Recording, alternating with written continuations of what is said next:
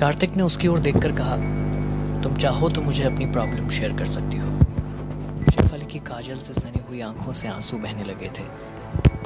उसे इमोशनल होते देख कार्तिक ने बड़े ही प्यार से कहा, देखो मैं तुम्हें एक फ्री की एडवाइस देने जा रहा हूं। रोने वाले को दुनिया और रुलाती है, इसलिए अपने आंसू पोंछो और बताओ क्या हुआ।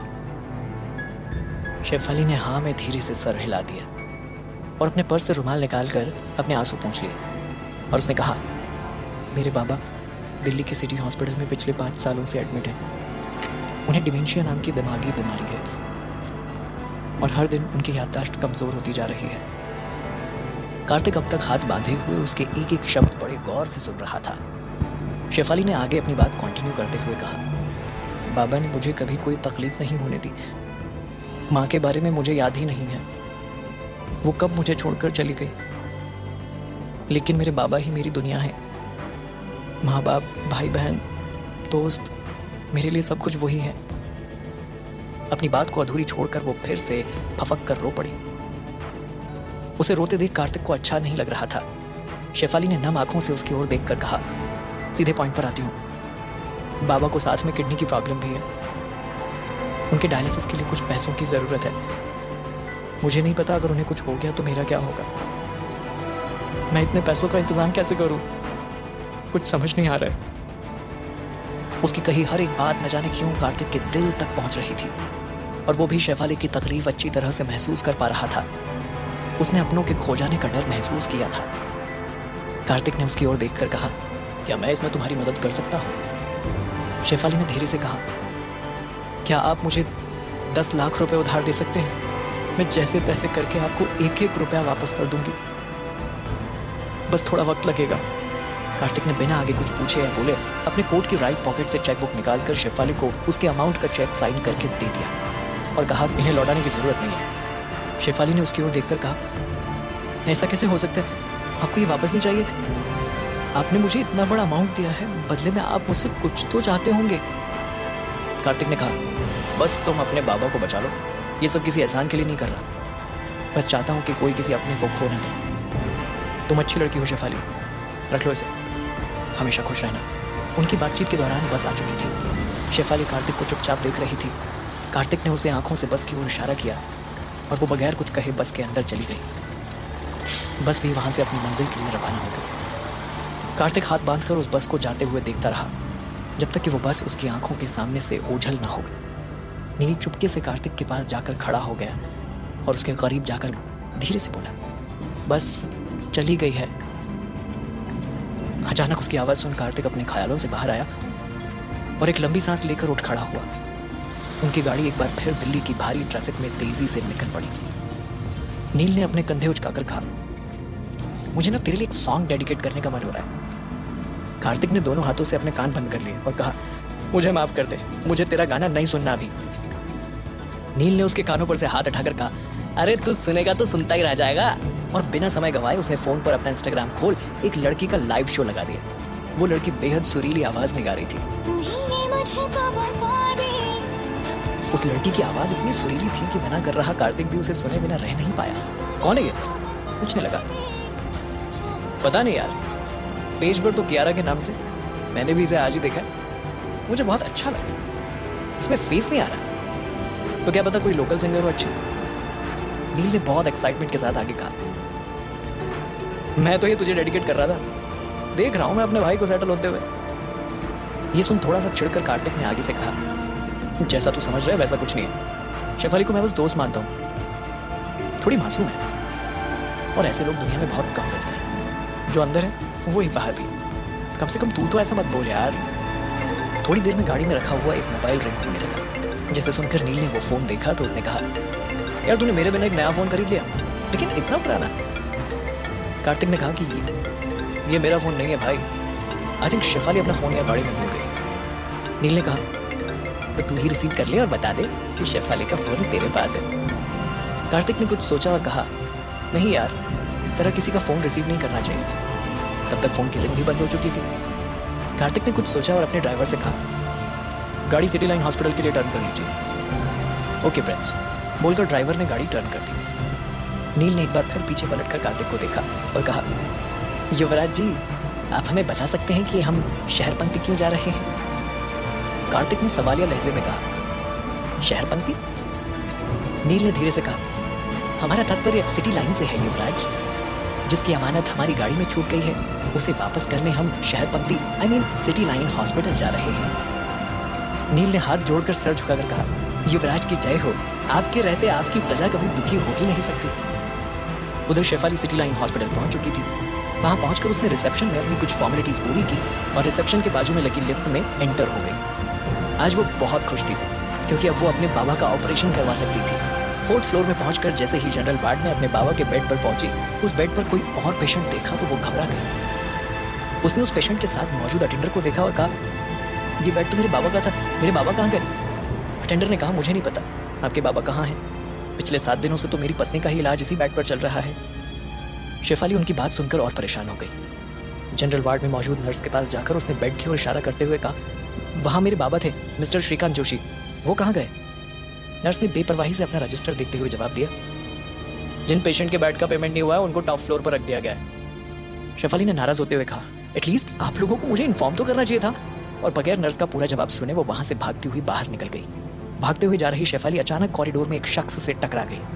इस वक्त शेफाली बहुत हड़बड़ी में थी। उसके चेहरे से परेशानी का भाव साफ झलक रहा था। उसने उस शख्स को बगैर देखे ही कहा, आई एम सॉरी, और लिफ्ट की तरफ चली गई। जिस शख्स से वो टकराई थी वो कोई और नहीं, कार्तिक था। कार्तिक ने उसे आवाज देकर रोकते हुए कहा, क्या हुआ शेफाली, तुम इतनी जल्दबाजी में कहां जा रही हो? उसकी आवाज पहचान कर शेफाली पीछे मुड़कर उसे देखने लगी। उसकी आंखें एकदम नम थी। उसे इस तरह परेशान देख कार्तिक को अजीब लगा। उसने बगैर कार्तिक से नजर मिलाए कहा, आई एम सॉरी सर, मुझे पता नहीं था आप हैं। कार्तिक कुछ बोल पाता उससे पहले ही नील अपने बसखरे अंदाज में बोल पड़ा, इट्स ओके, हमारे युवराज ही हैं, मार्च से उतरे हुए भगवान नहीं। कार्तिक ने आंखें बड़ी कर नील को चुप रहने का इशारा किया, लेकिन उसकी बात सुनकर शेफाली के चेहरे पर मुस्कान आ चुकी थी। कार्तिक ने अपने बैक पॉकेट से शेफाली का मोबाइल निकालकर उसे पास करते हुए कहा, तुम अपना मोबाइल गाड़ी में भूल गई थी। इस बीच नील फोन पर किसी से बात करते हुए वहां से जा चुका था। कार्तिक ने शेफाली की ओर देखकर कहा, वैसे तुम इतनी हड़बड़ी में कहाँ जा रही थी? शेफाली ने भौं से कोड़ते हुए कहा, बाबा को टॉप फ्लोर में शिफ्ट कर दिया गया है, उनका बेड किसी और पेशेंट को दे दिया गया है। बाबा को देखने टॉप फ्लोर पर जा रही थी। फिर कुछ सोचकर शेफाली ने कहा, आप यहाँ तक आ ही गए हैं तो चलिए मेरे बाबा से मिल लीजिए। कार्तिक ने हाँ में सर हिला दिया और शेफाली के साथ हॉस्पिटल के टॉप फ्लोर पर पहुंचा। वहाँ का नज़ारा देख शेफाली के रोंगटे खड़े हो गए, क्योंकि वहाँ बहुत सारे बीमार लोगों को फर्श पर छोड़ दिया गया था। वहाँ की हालत बहुत खराब थी। ये देखकर कार्तिक को भी अच्छा नहीं लगा। वहाँ पहुंचकर शेफाली इतने सारे पेशेंट्स के बीच अपने बाबा को ढूंढने लगी। वहाँ उनका ख्याल रखने के लिए कोई नहीं था। कार्तिक भी उसे फॉलो कर रहा था। उस फ्लोर के कॉर्नर पर एक बुजुर्ग व्हील चेयर पर बैठे हुए थे। वो इतने ज्यादा कमजोर हो चुके थे कि अपनी गर्दन भी संभाल नहीं पा रहे थे। उन्हें देखकर शेफाली भागकर उनके पास पहुंची, बोली, बाबा आप कैसे हो? बीमारी से बुजुर्ग में बोलने की शक्ति भी नहीं बची थी। शेफाली ने उनका झुर्रीदार हाथ अपने हाथों के बीच रखा तो स्पर्श पहचान कर उन्होंने एक नजर शेफाली पर डाली। शेफाली ने उन्हें देखकर कहा, अब बिल्कुल ठीक हो जाएंगे बाबा, बिल्कुल ठीक। मरीजों की इतनी खराब कंडीशन देखकर कार्तिक भी इमोशनल हो गया। शेफाली ने अपने बाबा से कहा, मैं अभी डॉक्टर से बात करती हूँ, आपको यहाँ से अच्छा इलाज मिलेगा। ये बोलकर शेफाली ने धीरे से उनका हाथ दूर कर दिया और कार्तिक के साथ 3rd फ्लोर पर पहुंच गई। 3rd फ्लोर पहुंचते ही शेफाली की नजर डॉक्टर पर पड़ी, जो कि स्पेशल वार्ड से बाहर निकल रहे थे। उन्हें देखते ही शेफाली उनके पास दौड़कर पहुंची और डॉक्टर से कहा, सर मेरे बाबा को देखने वाला कोई भी नहीं है और वो कितने कमजोर हो चुके हैं, आप लोगों ने उन्हें इस तरह क्यों रखा? डॉक्टर ने शेफाली की ओर गौर से देखा और उसकी नजर शेफाली के खूबसूरत पैरों पर पड़ी।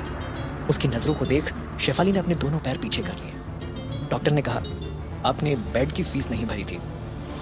शेफाली ने थोड़ा गुस्सा होते हुए कहा, सिर्फ चंद पैसों के लिए आप लोगों ने उन्हें इस तरह छोड़ दिया? आप लोगों के अंदर इंसानियत है या नहीं? कार्तिक हाथ बांधकर उस डॉक्टर को देख रहा था। डॉक्टर की नजर कार्तिक पर पड़ी। उन्होंने शेफाली से कहा, क्या ये आपके साथ हैं? जवाब में शेफाली ने कहा, जी हाँ। डॉक्टर ने कार्तिक को देखकर कहा, जेंटलमैन आप अपनी गर्लफ्रेंड को समझाइए, इतने बड़े हॉस्पिटल में बिना पैसों के काम नहीं चलता। शेफाली ने अपनी आवाज तेज करते हुए कहा, ये मेरे बॉयफ्रेंड नहीं है। शेफाली की बात सुनकर उस डॉक्टर ने कहा, तो फिर कौन है ये? जवाब में शेफाली ने कहा, ये मेरे दोस्त हैं। फिर तो बढ़िया। बोलकर डॉक्टर ने एक बार फिर शेफाली के खूबसूरत पैरों को घूरते हुए अपनी आंखों से ही उसके फिगर का जायजा लेना शुरू कर दिया। डॉक्टर का इस तरह से उसे देखना शेफाली को बिल्कुल अच्छा नहीं लग रहा था। डॉक्टर की नजरों को कार्तिक भी बखूबी समझ रहा था। कार्तिक ने डॉक्टर से कहा, क्या आप हमारी मदद कर सकते हैं? डॉक्टर ने अपने गाल सहलाते हुए कहा, अगर शेफाली तुम चाहो तो मैं तुम्हारी हेल्प कर सकता हूँ। एक तरीका है जिससे तुम अपने बाबा का इलाज फ्री में करवा सकती हो। तुम समझ रही हो ना मैं क्या कह रहा हूँ? उसके इतना कहते ही शेफाली ने दांत पीसकर गुस्से से कहा, क्या बकवास कर रहे हैं आप? डॉक्टर ने उसे घूर कर देखते हुए कहा, तुमने ही मुझसे मदद मांगी थी, तब मैंने तुम्हें ऑफर किया। वहां मौजूद कार्तिक ने उस डॉक्टर के सामने चौहान अंकल को फोन लगाया और उनके फोन रिसीव करते ही बोल पड़ा, अंकल क्या हम सिटी हॉस्पिटल खरीद सकते हैं? अंकल ने उधर से कहा, जी हाँ प्रिंस, क्यों नहीं, पर ऐसी क्या जरूरत है बड़ी? कार्तिक ने डॉक्टर को देखते हुए अंकल से कहा, कुछ नहीं, बस एक अच्छा सा ऑफर हाथ लगा। फाउंडर से कहकर इनके पेपर्स निकलवाइए और जल्दी से जल्दी प्रोसीजर सॉर्ट करवा दीजिए। और हाँ, हॉस्पिटल के नए नाम में मित्तल लिखा होना चाहिए, ओनर के नाम पर। अंकल ने कहा, जैसा आप कहेंगे वैसा होगा फ्रेंड। ये बोलकर उन्होंने फोन कट कर दिया। कार्तिक हाथ बांधकर उस डॉक्टर को घूर कर देख रहा था। कार्तिक की बात सुन डॉक्टर सरकास्टिक स्माइल दे रहा था। फिर उसने शेफाली को देखकर कहा, मुझे लगता है कि इलाज की जरूरत तुम्हारे बाबा से ज्यादा तुम्हारे दोस्त को है, जिन सिटी हॉस्पिटल खरीदने की बात कर रहे हैं। कार्तिक की बात सुनकर शेफाली एक पल के लिए हैरान हुई, लेकिन उसे कार्तिक की सारी असलियत पता थी, इसलिए वो कार्तिक की तरह हाथ बांधकर स्माइल करती हुई डॉक्टर को देखने लगी। उस डॉक्टर को कुछ समझ नहीं आ रहा था कि वो दोनों उसे इस तरह घूर कर क्यों देख रहे हैं। कुछ ही देर में कार्तिक का मोबाइल बजा। कॉल चौहान अंकल की थी। उसके हेलो कहते ही अंकल की आवाज आई, प्रिंस जैसा आपने कहा था वैसा हो चुका है। सिटी हॉस्पिटल को हमने दोगुने दाम पर खरीदने का ऑफर रख दिया है और फाउंडर ने भी हाँ कह दिया, बस अब प्रोसीजर फॉलो करना है। कार्तिक ने बड़ी सी स्माइल के साथ कह दिया, फैंटास्टिक। ये कहकर उन्होंने कॉल रख दी। जवाब में कार्तिक ने स्माइल कर दिया और डॉक्टर की ओर देखकर कहा, अब आप इस हॉस्पिटल के मालिक से बात कर रहे हैं। डॉक्टर को उसकी बातों पर यकीन नहीं हो रहा था। वो मुंह बनाते हुए वहां से चले गए। तभी कुछ देर के बाद डॉक्टर के पास सिटी हॉस्पिटल के कुछ दूसरे डॉक्टर्स पहुंचे। उन्होंने हैरान होकर कहा, हमें यकीन नहीं हो रहा है कि 15 मिनट के अंदर कार्तिक मित्तल ने हमारा हॉस्पिटल खरीद लिया है। उनकी बात सुनकर डॉक्टर के चेहरे का रंग उड़ गया। इसी बीच कार्तिक ने पुलिस को भी बुलवा लिया। पुलिस के वहां पहुंचते ही डॉक्टर सारी बात समझ गया और वो कार्तिक के पैरों में गिर पड़ा। गिड़गिड़ाते हुए उसने कहा, मुझे माफ कर दीजिए, मुझे पता नहीं था कि आप इतनी पावरफुल हैं, वरना मैं आपसे कभी ऐसी बात नहीं करता। I am sorry. कार्तिक ने धीमी आवाज में बोल लिखा, तुम माफी के हकदार नहीं हो। अगर तुमने मुझे कुछ कहा होता मुझे फर्क नहीं पड़ता, लेकिन तुम लड़की की मजबूरी का फायदा उठाना चाहते हो, ये बात मुझे अच्छी नहीं लगी और मेरी पूरी कोशिश रहेगी तुम्हारी तकलीफ में कोई कमी ना हो। और इसी के साथ उस डॉक्टर को पुलिस वालों ने अरेस्ट कर लिया। कार्तिक ने शेफाली की ओर देखकर कहा, अब तुम्हारे बाबा का अच्छी तरह ट्रीटमेंट किया जाएगा। बेस्ट से बेस्ट न्यूरोलॉजिस्ट और नेफ्रोलॉजिस्ट हायर किए जाएंगे। शेफाली कार्तिक से कुछ कहना चाहती थी, लेकिन उसके पहले ही कार्तिक वहां से चला गया और उसके चेहरे पर सुकून के भाव थे कि अब उसे अपने बाबा के लिए परेशान होने की जरूरत नहीं। वो भी कुछ देर वहां से अपने बाबा को देखकर हॉस्पिटल से निकली। रात हो चुकी थी। उसने अपने लिए कैब बुक किया। बाहर आकर वो कैब का वेट कर रही थी और अपने फोन में बस टाइम देखे जा रही थी। अचानक उसके सामने एक आलीशान कार आकर खड़ी हुई और उसमें से एक शख्स ने विंडो नीचे करके कहा, एक्सक्यूज मी मिस शेफाली, क्या आप नकाब के पीछे के कार्तिक को जानती हैं या फिर आप भी बस उसका शिकार हैं? शेफाली के कानों में जैसे ही ये शब्द गए, उसने झट से सामने देखा। सामने उस शख्स को देख उसके पैरों तले जमीन खिसक गई। आखिर कौन है वो शख्स जिसे देखकर शेफाली इतनी हैरान हो गई? और क्या है कार्तिक मित्तल का राज? जानने के लिए सुनते रहिए।